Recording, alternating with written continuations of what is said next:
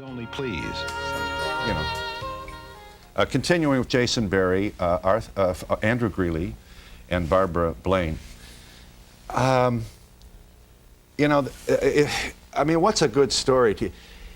You want to be careful about media hyperbole, but I must say, people who with more insight than I have, people who've done more work, who are more informed, have said that this is the biggest crisis in the history of the largest church of Christendom, the Holy Roman Catholic Church. That is not an overstatement, is it? Well, I don't think in this country it's an overstatement because, you know, America is a deeply religious country, and roughly 25% of the people in the United States are Catholic, or at least baptized Catholic. And what's so sad is that there has been a dramatic change in the priesthood in the last 25 years. You know, briefly, what happened after the birth control encyclical in 1968 is that thousands of priests began to leave, many of them to get married. And you made reference earlier to the number of gays in the priesthood. There was an influx, almost a flood, of gay men who entered priestly life during that period. And continue to perform noble service. Well, and don't molest anybody. Exactly. That's a good point. All right, okay. Yeah, but there's another side to that, and maybe I should add parenthetically, the first book I did was about the end of the civil rights movement. I believe very strong that homophobia is wrong. But there are cliques that gain power of gays in the church who discriminate against straights. This is not just a question of hypocrisy. You know, in a sense, it's almost like a power dynamic that keeps batting back and forth between younger gays who are not always as devoted to the sort of foot soldier tradition that you made a reference to as some of the older priests, such as Father Greeley. Richard McBride at Notre Dame has said it's become a haven for the priesthood, a haven for homosexuals. The question is, why haven't the bishops done anything about it? Why has the Pope been so silent? Let me understand your point, Jason. You feel that in your own research, you have discovered that there are cliques of power, brotherhood, camaraderie. Absolutely. And these cliques may, I assume, include people of power, like bishops. You bet. And they are gay. Absolutely. And they are out to each other. They are known to certain members within the... Well, is the clique, isn't one of the ingredients of the bonding of the clique their mutual gayness? I suppose one could put it that way, yes. What you find is a system that is so obsessed with secrecy, that is layered in denial about the sexual realities teeming within it, that often, for example, in Lafayette, Louisiana, there were several gays around the bishop. And the cover-up involving the pedophiles was an extension, really, of this mentality of secrecy and duplicity with respect to sexual activity that was not, that did not involve youngsters. The real problem is that when challenged, the church engages in counterattack rather than a rational course of reform. And incidentally, you heard it first on the Donahue Show. As you know, I'm a brilliant man. Never doubted it. We do think that's true. This is not going to be satisfactorily remedied during this papacy. I don't think the Vatican cares. I mean, they recently ordered the Bishop of Pittsburgh to reassign a priest he had removed because he was a child molester. And so the Vatican doesn't get it. They think it's a problem that's a manifestation of American corruption, and they're more concerned, as are all priests, about the rights of priests than they are about the horror the victims go through. This is the same institution that built the largest private system of education in the history of the universe. I speak of the Roman Catholic school system in the United States, which incidentally would not necessarily offer me as testimony to its virtue. Oh, I think some of the well, sisters all right, would, but you know, Phil. listen, 12 years, and I patronize nobody to say I think I got a wonderful education. So this now wait a minute, I'm not kissing babies here. This is what this church can do, but it'll never die, it will always be with it, but it will be indefinitely crippled. Until it changes. As long as you have to be celibate to serve, as a male religious under the work of the Holy Order. Oh, come on. Come on. Phil, most of these priests, victimizers, if they were married, they would assault their own children. Yes, yes, I agree, but they wouldn't have been attracted to the church of a married clergy. You'd have a greater opportunity to exploit the talent. Do you have any idea how many Catholic men and women out there, adult Catholic men and women, would love to work for the church, to be gainfully and modestly paid by the church, would love to do this work? The talent is there. They can't get in the door and serve in the full capacity of the church's. All of that is true, but you cannot blame celibacy for pedophilia. Thank you. Celibacy does not cause... I can blame the celibacy requirement for enhancing the chances that a priest with a Roman collar would encounter Barbara Blaine in an evening situation sometime in privacy, and I can also blame the church celibacy rule for increasing the number of people who are likely, with the full power of the religious robe and all the influence that had on a 13-year-old child, for causing this problem. I don't think that is in any way an unfair statement. And you are saying, Father, that how much is the church paid in lawsuits? Well, in Chicago last year, it paid $1.8 million, and the Cardinal said it would be more this year. If you multiply that by about 20, since Chicago has about 1/20th of the Catholics in the country, you get somewhere around $40 million and going up. A year? Yeah. 400 million in the last 10 years and an average of about 40 million a year. A big part of the problem is that the lawyers representing the church are making terrible blunders, and they're treating the victims of child sexual abuse as if they were people filing lawsuits about chemical pollution or something like that. But I want to say that those of us who come forward, we're not looking for money. We're looking for healing, and we wouldn't be in the courts. Yes. You're also looking to stop this. Show him number 20, Brian. 100,000 victims and $50 million a year is the cost the American Catholic Church pays for sex crimes perpetrated by priests. How serious is the problem of sexual abuse by clergy? This taken from an article in America, the Jesuit bi-monthly. Weekly, thank you, by Father Andrew Greeley. And we'll be back to let this audience talk a bit.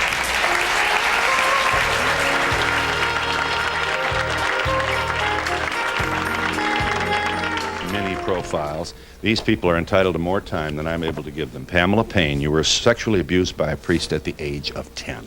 Yes, sexually abused by a priest that was a friend of my parents. He was not the parish priest, but he was a friend of my parents. And you were 10?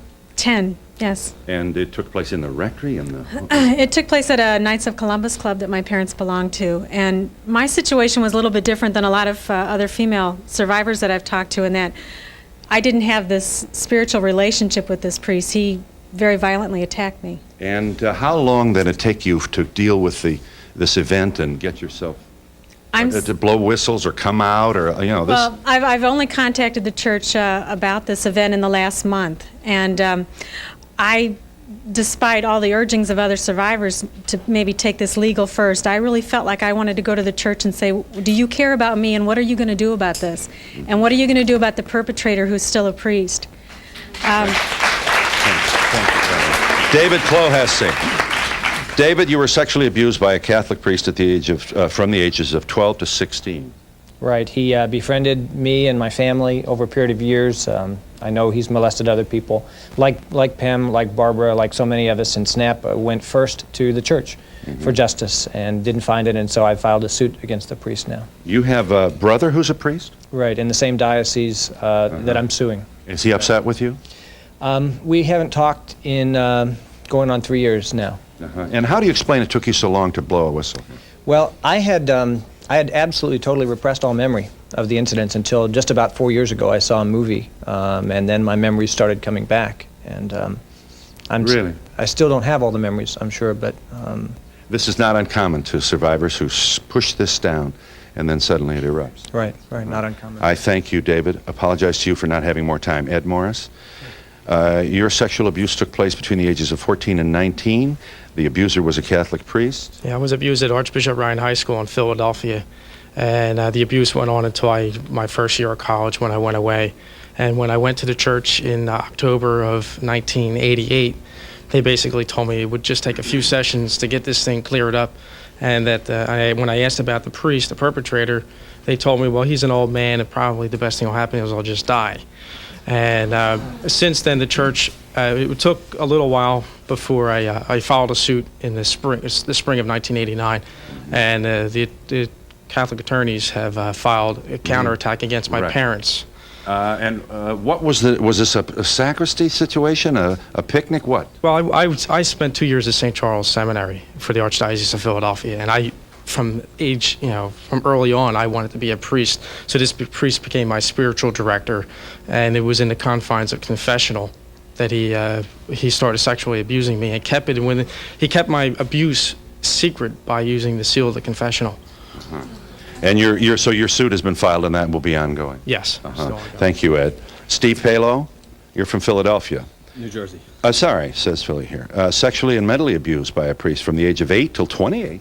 Yes, I was abused by a priest who happened to be a friend. His name was Father Shannon from the Camden Diocese in New Jersey, and had psychologically taken over my mind and kept me in control for 20 years. And what's the status of him now? It took my attorney, Ed Ross, to have him removed and placed into some institution. Mm-hmm. The priest said that God approved of this behavior. Is that it? God, his power had said that God approved this. He was acting through God. It was justified and morally correct, and this is how he controlled his actions. Uh-huh.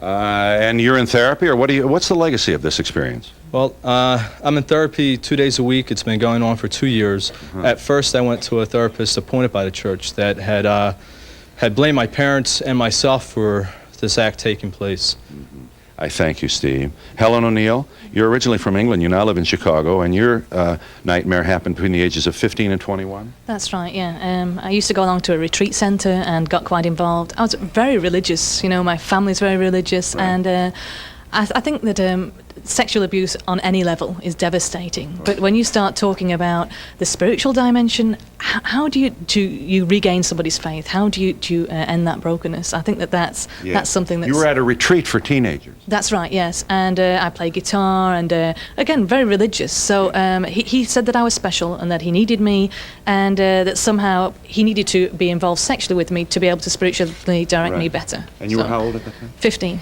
Yes. Did you sue? No. Not yet, and my parents don't know about it, and it's gonna, I mean, I'm still having flashbacks. It's just devastating. I can't begin to explain about the effects that it has on your self-esteem and everything. Yeah. We have to break here, and there are a number of hands in the air. Let me make just one point. Everybody's innocent until proven guilty, a presumption that we would want obtaining to us if we find ourselves in the dock. These testimonies are offered absent the presence of the accused, and it's important for us to know that. Our choice, our decision to place these testimonies in a public forum has to do with what is now the incontrovertible fact that an unusually large percentage, perhaps 2 to 3%, we have Father Greeley's testimony that 2,000 to 4,000 priests, do I understand these numbers, have abused young people. And we are left then with the nightmare of the flypaper that may or may not be removed from these innocent victims who looked up to God's representative on earth only to have their innocence taken away. And we'll be back in just a moment.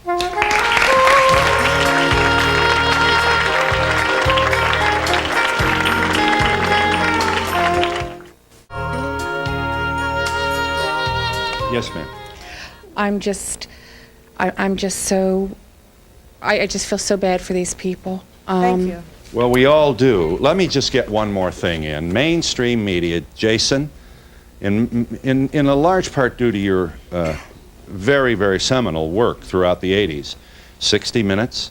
Who else now is on this, has been on this? A lot of the networks and major newspapers have done stories in the last couple of years. You Primetime got Live. your head bit off if you talked about this 3 or 4 years ago on television.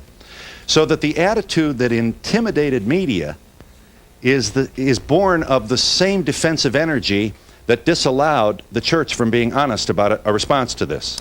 Yeah, I think there was a fear on the part of some members of the news media that, you know, if you undertake investigative reporting against the Catholic Church, something bad is going to happen. I've got a whole section, a whole chapter in the book about the advertisers' boycott against the little newspaper in Louisiana that I did the original stories for. I mean, for your book, you mean?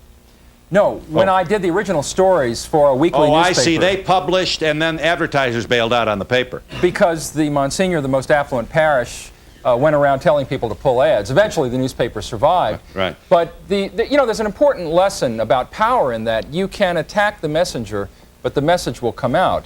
And across the country, I think what's happening now is that people are becoming sensitized to what's really going on because of Father Greeley's writings, because of people like Barbara. There's very much a revolution taking place in Catholic thought, I think. Yeah. But you know, Phil, I want to say that even though we experienced a great deal of trauma when we were sexually abused by our priest, Right. a bigger trauma and victimization that we experience is when we go to the church today, and that's what the crime is, I feel. Yes. Barbara, I have a question. Yes. Sorry for you. I was wondering how your family, how your parents dealt with this, if you've told them, or have other your brothers or sisters experienced such treatment? My brothers and sisters weren't abused, although they feel like secondary victims, especially my twin sister. I'm a twin. Yes. I'd just like to know if this is just a Catholic religion issue, or do other religions also have this problem? Yeah, other religions do have the problem. The Jews, rabbis, ministers, people in education, Little League, Scouts, it's part of the human condition. We have no monopoly on it. But as Cardinal Bernardin has said, people expect more from priests, and I think that's the important thing. Yeah. Barbara and everybody, I just want to know what this has done to your religious beliefs now. For me, it's been devastating because I was raised Catholic and I still consider myself Catholic, but I can't bring myself to trust a priest enough to participate in the religion. You wanted to say? Yeah, well, I was raised a Roman Catholic. I was abused by Bruce Ritter from Covenant House. I was baptized, I had my communion, I had my confirmation. I no longer attend a Catholic church. I'll go to another church, but I won't go back to a Catholic church. When I did go to the Catholic church, they did not believe me. They would not send anybody to interview me. They did not send anybody to investigate this until after the New York Times said they'd run the story. Then the Catholic Church decided to do something about it. And I want to say that that they took so much away from me, they can't take away my faith. So I'm still Catholic. And we'll be back in just a moment.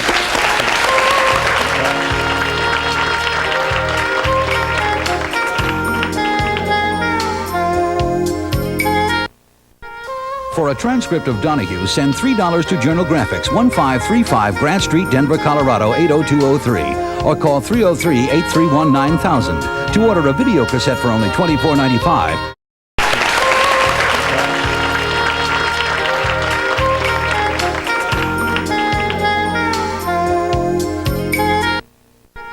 For a transcript of Donahue, send $3 to Journal Graphics, 1535 Grant Street, Denver, Colorado, 80203, or call 303-831-9000. To order a video cassette for only $24.95, just call 1-800-FOR-VIDEO. Thank you for your understanding. Ann is with us. Your son was sexually abused by a priest at age 9. He's now 13, and I have been happy to accommodate your request that your face not appear on camera. You don't want to be walking down the street and go, oh, there's that mother with the abused kid. There is no mother that will not understand your feelings about this. What's the story? Well, he was abused when he was 6 years old. And the reason we're not coming forward is not to protect ourselves. My husband and I do not care. He is not ready for uncontrolled questioning by the press. And when he is you're protecting ready, your child, yes. So when he is ready, I get it. he'll come forward himself. What happened? What's the story? He was molested by a priest in first grade, asked to go back to the sacristy and help out washing some of the dishes from the altar. We found out about it when he was approximately 9 years old. And did it continue even after you found out? No. Oh, There was exactly 3 incidences, and that's it. So your knees turned to jelly, and I can't imagine. What's the first... You got to have rage, huh? Total despair, I think, was more. It wasn't rage, it was despair, sadness, loss of innocence for our child. And then you go from that to anger. Yeah. And your first experience, did you decide to go and tell the bishop? What's the first thing a mother does? We hid. There's another victim of this priest in the same town, in the same parish. We watched what was happening to them. We hid. We purposely were quiet. Unfortunately, we were then subpoenaed by the church as a witness for the priest and had to come forward and tell them what had happened to our son. And They thought you were going to be a sympathetic friend of the court for the priest? Apparently. They were that stupid.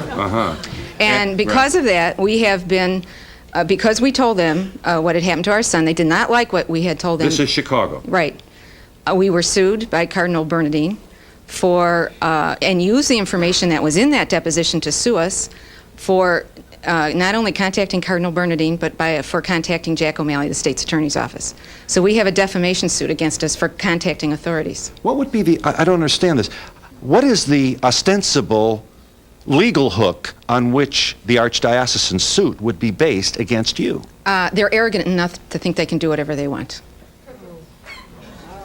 And did you read an article, or you read some of the work of Jason Berry? Yes, I have, yes. And I assume this helped at least empower you to not wither under this? Or are you're resolute. This is my child. I have no question what I can do. How can you let this nothing happen when you're trying to teach your child ethics and morality? You can't do it. Yeah. You can't just let it fall by the wayside. Your suit continues? Absolutely. Is your son in therapy, or I mean, what's his emotional? Yes, he's not a victim anymore. He's a survivor. He's a fighter, and he's ready. I don't think. Yeah, I'm sorry for this window peeking here, but what's this done to your faith? I'll tell you, my son does not believe in God, and he hates the police for what he's been through. And all he's got an authority figure is his parents. So we're here to affirm him and tell him we're there to fight for you. Yeah. I thank you very much. We'll be back. Stay here just a second. We'll be back in just a moment.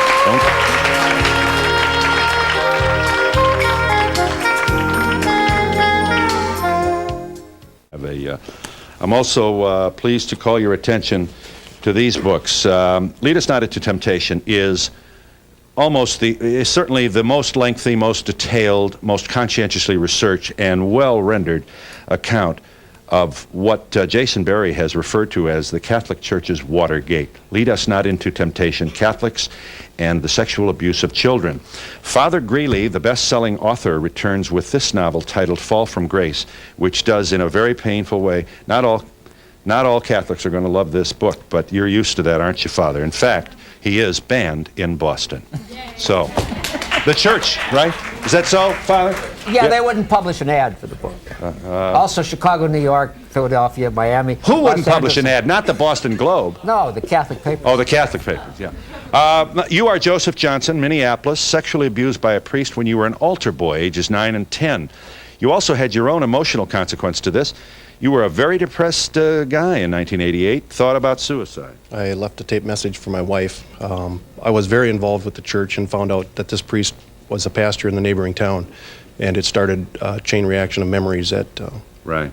You sued?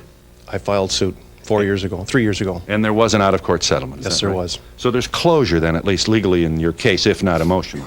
There is closure. I felt it would put an end to my agony over this, but it hasn't. There's more to be done. And this priest is no longer working with children? He is in a convent in northern Minnesota. But he is a priest? He is a priest. Joseph, thank you and apologies to the brevity. Diana Hoffman, you're a psychotherapist from Philadelphia. Whoa, I'll tell you what, the church may want to deep six this program. You were sexually abused by a nun and a priest from the age of 7 to 11 in an orphanage. That's right, over a period of 4 years. Everything from fondling to rape during that time. A nun and a priest? This is so hard to believe. The superior of the orphanage and then the priest who was the chaplain there.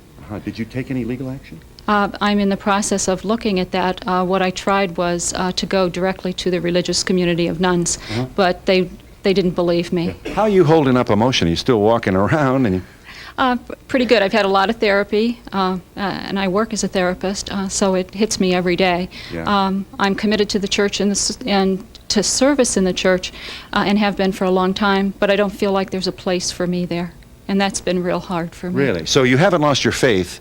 You've lost your faith in the institutional church. Is that That's how you- right. Very. Thank you, Diana. Mary Staggs, you're from California. You had a priest friend who was a father figure to you. Yes, I was molested by Father John Linehan.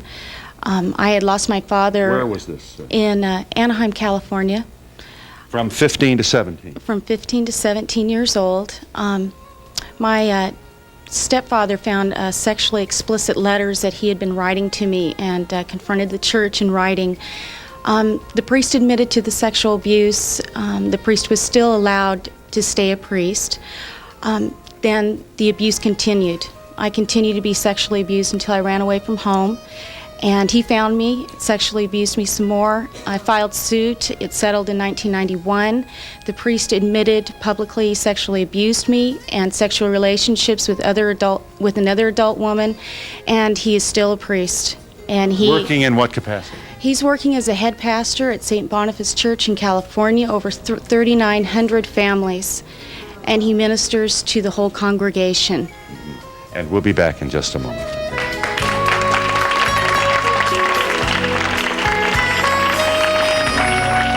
Lead us not into temptation. Jason Berry's work and Fall from Grace is Andrew Greeley's. May I ask you to join